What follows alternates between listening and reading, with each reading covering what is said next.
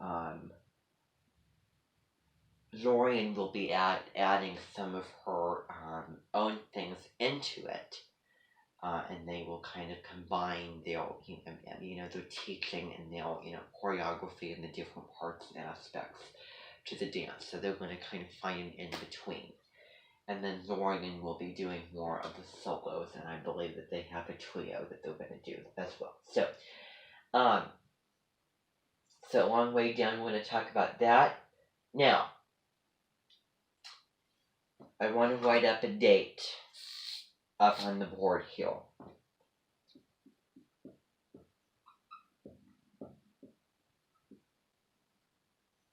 The date is September 26th, 2020. That was the day about 1, 2, 3, 4, 5, 6, 7, 8 years ago when Julia Eskenroll was doing her, making her album. It was throughout the whole month of September where she was making her album, Places of Vibrance. On this day, remember, we started out watching, reading, before I decided to change what, I was doing. And remember that the moon was in Aquarius, so it was double L. You're probably wondering, how do I remember this stuff? I just remember this stuff because I go back and I watch the horoscopes. It was super early. The whole theme of that day was, if I had to describe a theme for that day of what the subject would be, is reading versus technology and how we're slowly breaking away from that, and it's getting diminished, and how we're taking it for granted. I probably am taking it for granted as well. Just like, water. And I will admit, I did not like that day. I did not like the temperature. The lighting was weird. There's so many things, and I wasn't feeling very good internally as well. And I was just uncomfortable. On September 26th. But we were starting to read the Fahrenheit, and I do not regret stopping that, because with all the things that I was doing, I didn't know how I would be able to, really get into that. What I found, what I just was thinking about, and I started watching it last night, is how ironic it is that we're reading a book about the fact that books are being taken, and, in a futuristic society, we'll, firemen, instead of putting out the fires and saving lives, it ties into World War II. And, the Nazi, regime, where they were taking books by, Jewish authors and Jewish ideas, and they were, burning them, and they were closing Jewish businesses. What if you took that to whole new extremes, and you were to eliminate the knowledge of, the world by burning the physical books? And then you'd end up with the Oasis, where everybody would be walking around with their, virtual reality goggles on, and, they would be competing for that golden egg. Remember, we, finished watching that movie, last night. And, although I don't know anything about it, I do know that there was, another movie, called The Avengers. And I just don't know anything about that movie. I've never seen that movie. Let's see here. So, that's kind of the theme of that day. So, it's reading about, the whole idea of books and stories being, turned to ashes, so that, everybody would be, happy, and, this and that. It's kind of like, The Giver as well, when they were eliminating, colors and, texture and, feeling, to create, peace and balance and harmony, to, like, the very extremes, and you couldn't, rebel against, the system, and this and that, which was a movie that was played, Meryl Streep was in it, playing, the antagonist. So, if you're thinking of that, the science fictional, things. So it makes more sense to see a movie of it, which is, very, very fitting given the time period that it was written and given the show that we were watching that is over now. 1966 movie. I want you to, just watch the movie, Fahrenheit 451. I think that watching the movie, especially before you, read a classic book, in particular, is, makes a lot of sense because you know what's going on. You know the basic plot. You have the movie done, and so now you can focus onto the plot and really focus and really get into it deeper. Get into the story deeper so you have the basic plot of what happens when you see the movie. Then you read it and you go deeper into the story. And for some reason, the movie always, sticks out. So you watch it, you get that checked off, and then now you can, look forward to it and be excited, focus on the book. So that's how that works. So, what's going to be happening is, Hugo Clubus, I'm going to have another meeting today. I know that there was some confusion yesterday, about if there was a meeting or not. It wasn't clear. I didn't have enough memory, and, my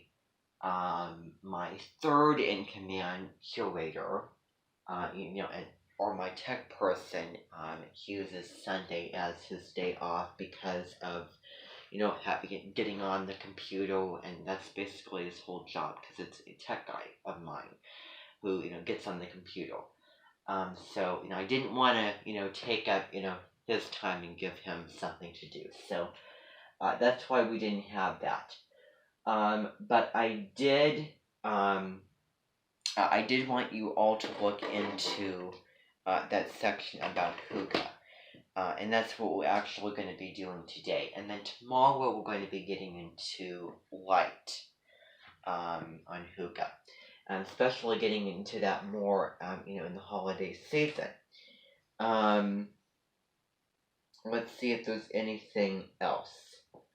I believe that I covered everything, so that is perfect timing. That is perfect timing right there. Nice to meet you. Welcome to my event, and I'm Trevia Truck, Lubimbi Novel. I just want you to welcome here. I know that you'll be going over to, Lubimbi Bellbooks here pretty soon, and I know that you're just making a stop here to talk to my mentor and, to meet everybody, and this and that. And of course, I will be, taking you up there to see Lubimbi Bellbook. So I'm just going to get the light on. So I want to introduce the Edmonton and everybody, to Lauren Gibson, who, was in the show, right? And, you can come up and you can introduce yourself and you can talk about, your, style of, teaching and what, your, whole, philosophy is of that, because, I'm sure that everybody is very, very interested and, curious to know. And then, you'll be heading over to, Lubimbi Bellbooks afterward. After, we can, chat and, get to know each other. And then, we'll go over there and, you'll get to know her. They're going to start working on things tomorrow, actually. And I know that, Wimpy Bellbook has a really, special surprise for you. Um, of what we do to honor new minting guests here at the Minton. So you can come up and do that, and we will continue with what we're doing. Everybody, I want you to be attentive and focus, and be very kind and respectable towards Lorian, and you can take it away. Okay, so we have to get on with the next thing for today. Now, I have a model because what's going to be happening is I am doing something virtual, kind of like a what's called a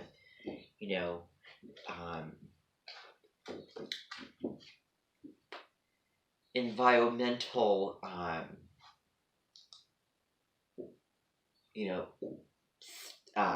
what's it called?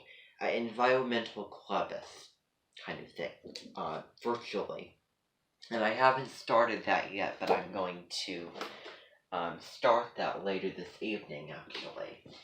So I have a model that I'm going to be hanging up. And this is kind of bringing it back to one of the side subjects that, I was getting into and you were getting into on December the 14th, which was Steve Wallace's birthday. So here I have different models of clouds here. Let's see here. I'm trying to think about, okay.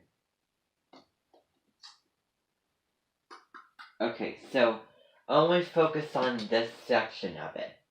So I have a couple of things here on the different types of cloud formations that I just wanted to show you. I've had this for, I don't even remember when I got it. But I just had it, I just had it sit around for a while. And I just thought that I would bring it out and I would show you. So, basically, I just want to do this really quickly before we get into all the things that we need to get into today. So if you have, think about all the different cloud formations. Now, there's three types of cloud formations here. There is the cirrus, the cumulus, and the they're probably all different types of cloud formations. These are all, so, okay. Forget about what I said. So, let's see here. Wait. So, no, that's... Okay. So this is the Spanish right here. And then this is the English here. But the pictures are different. So, yes, looking at all of these. So, there's all different types of cloud formations here. So I'm just going to list them off. So, there's the cirrocumulus, which you find if you, look up. And, I would say that the cumulus, you see those puffy clouds in the summertime and the springtime. So, looking here at the model, you have cirrocumulus, which are high clouds with puffy, patchy appearance with small spaces between clouds. Often form wave-like patterns. So these are, that's that type of cloud there. let's see. So, yeah. So, let's focus on... Okay. Okay, I'm just figuring out how this is gonna work here. I need to look at this.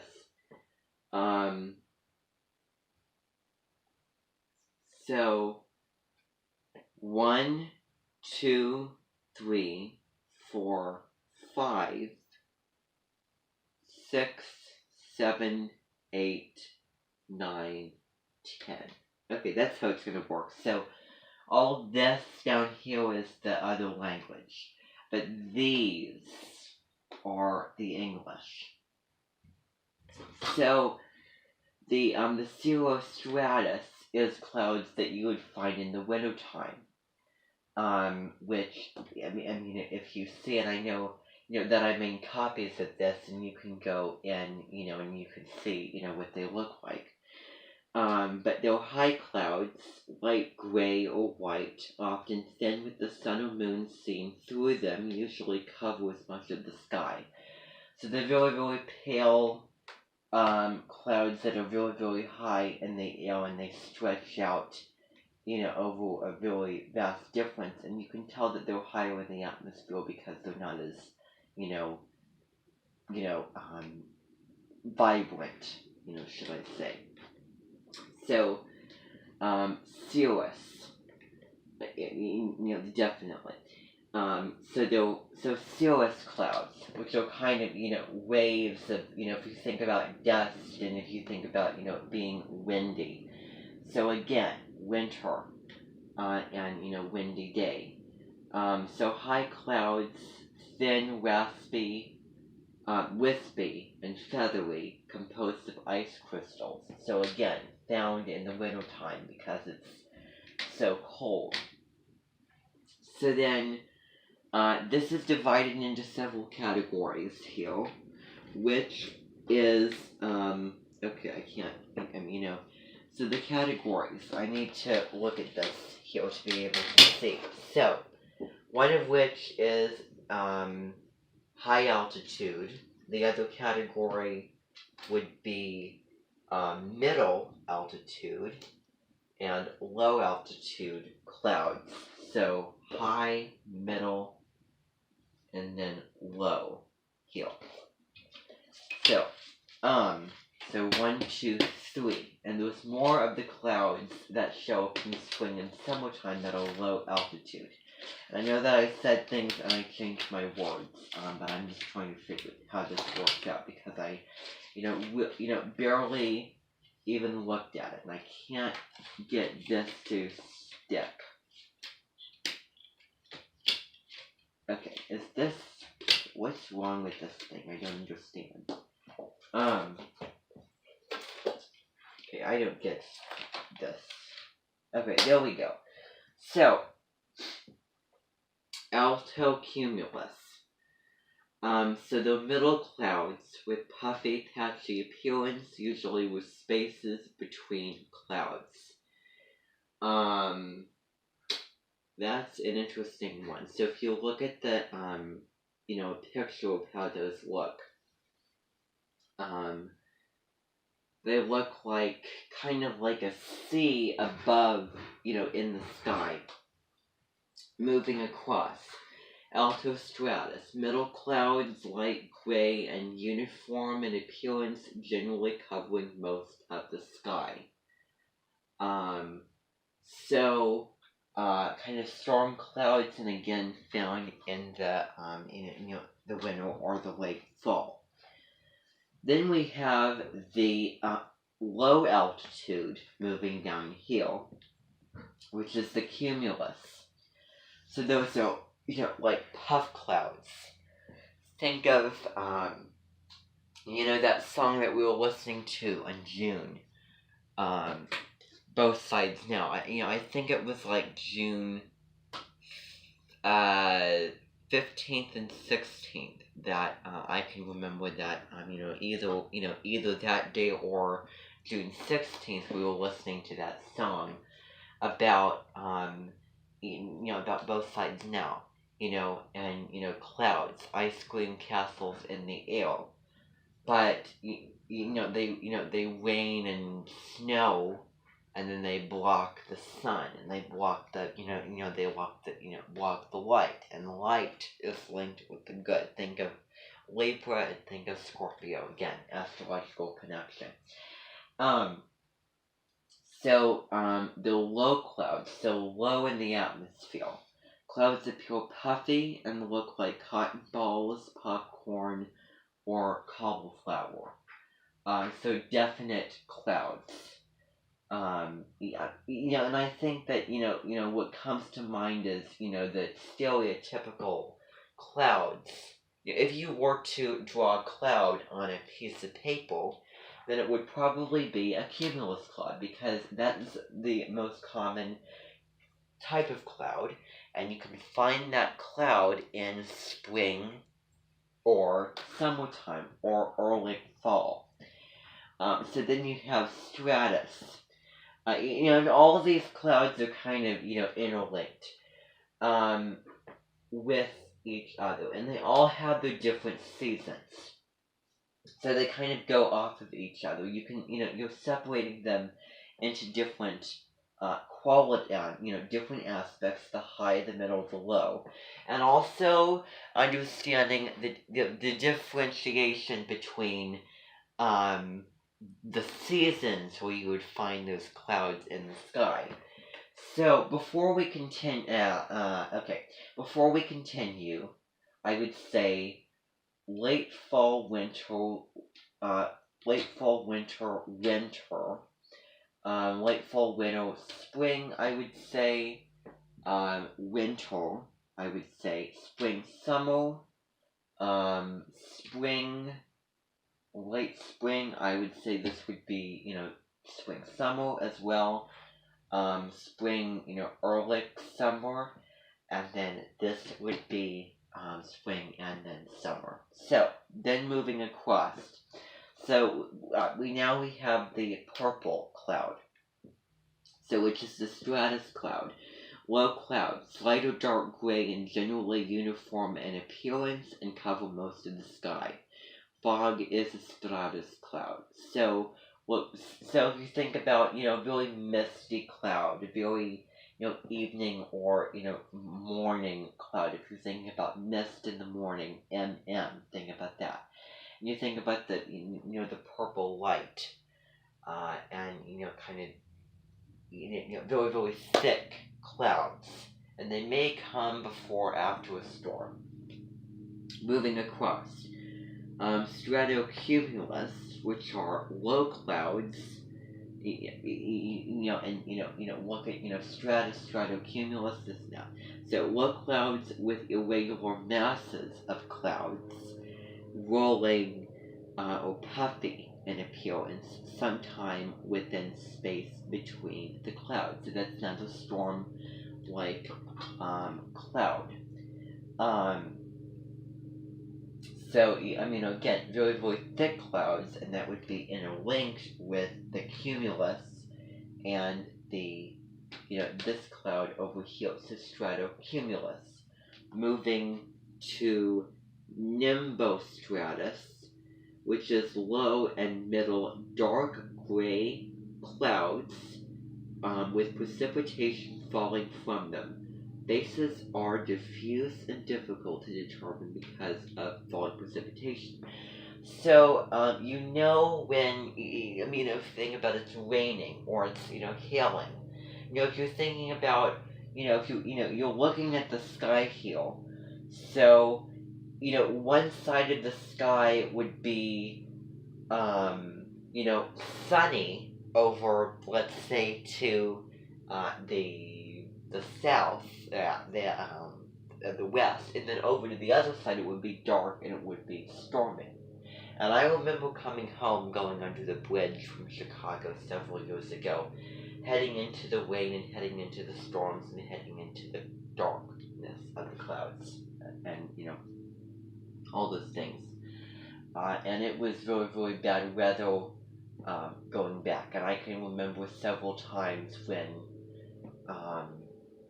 when I was going back from vacations and it was storming. I remember one time I was going from my grandparents' house and then Corning, and then I remember stopping at this convenience place that was very, very famous for selling pies, different types of pies. And we basically stayed there for the most of the raining. It was raining and thunderstorming, and we were checking the weather. And I was going with one, family member. I was going with, my mom, and then, my dad was driving home, separately, in another car. So we were separate. So, we had to stop because it was kind of, think about Vergonium, thinking about the sky getting dark, and then all the clouds gathering, and then all the, the wind, and then out comes the rain. Usually, during warm weather. So if you're thinking about the idea of Vergonium, thinking about the sky being completely dark and everything, it's, loud with the lightning and everything, and then all goes away. Because Vergonium is very sensitive to, what basically kills it is light and sound. That is how you can destruct Vergonium, and something deeper than light and sound. In the middle of the countryside. So that was basically Vergonium. So, when you see, you see kind of, something falling from a cloud, not necessarily mist, over one part of the sky. It looks like gray coming down, like a jet coming down, bringing up a bad memory. That's rain.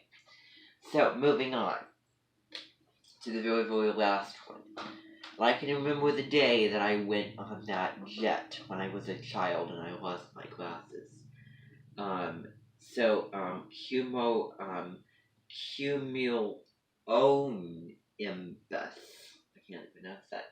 So large clouds with dark bases and tall billowing towers can have sharp, well-defined edges or anvil shape at the top. Precipitation can obscure the base of the clouds, can be accompanied by thunder. So if you think about in the tropics, if you think about in a tropical area, it's also the places where these are classified. So think about the tropics, and if you think about the moisture from the ocean, how it creates hurricanes, tornadoes, and how that would gather into the clouds, and then it create the storm and everything. So again, something light with that sun can eventually create a monstrosity of evil of nature. So, I would say Alaska, tundra, those types of places, Arctic Alaska, all the winter places here. Colorado. Again, very, very northern places like Canada here. Kind of temperate zones and like kind of the Midwest and other middle parts of the world here. Here would be colder or again temperate areas. Temperate areas, I would say. Again, warmer areas that have a lot of storms like Florida, and then again tropics. So I just wanted to show you that model because I think that'd be a good opportunity to look at clouds. Is there any on the back that I should? Oh, okay, they're written in different languages. So anyway, so now we looked at that. We have to really move along here. So Google Club, this is going to be the very, very last thing of the day. So I'm going to be erasing all of this.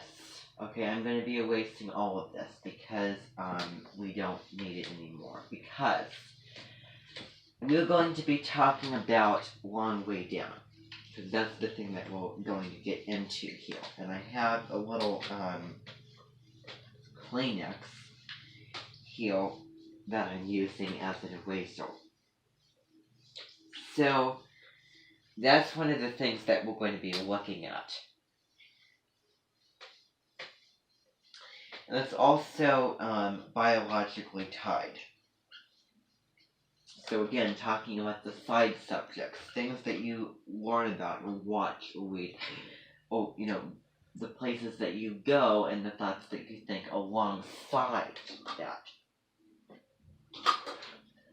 So I'm going to just be writing just on the long way down, and I could make task cards, but I didn't want to go to the trouble. So long way down. So the characters. So what page that you should already be be on, and we've already started this already. But so anyway, and okay.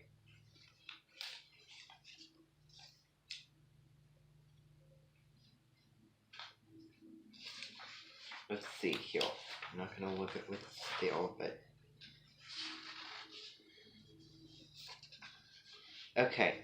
So you should be on page 18 already. Okay, somewhere around now. So page 18 at the very most. So pages, let's see.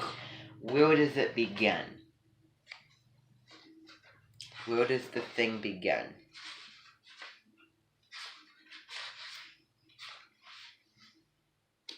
So page 1. So everybody should have read the pages 1 through 18. I mean 1 through 17 already. So again, we're just starting it. So let's talk about the characters.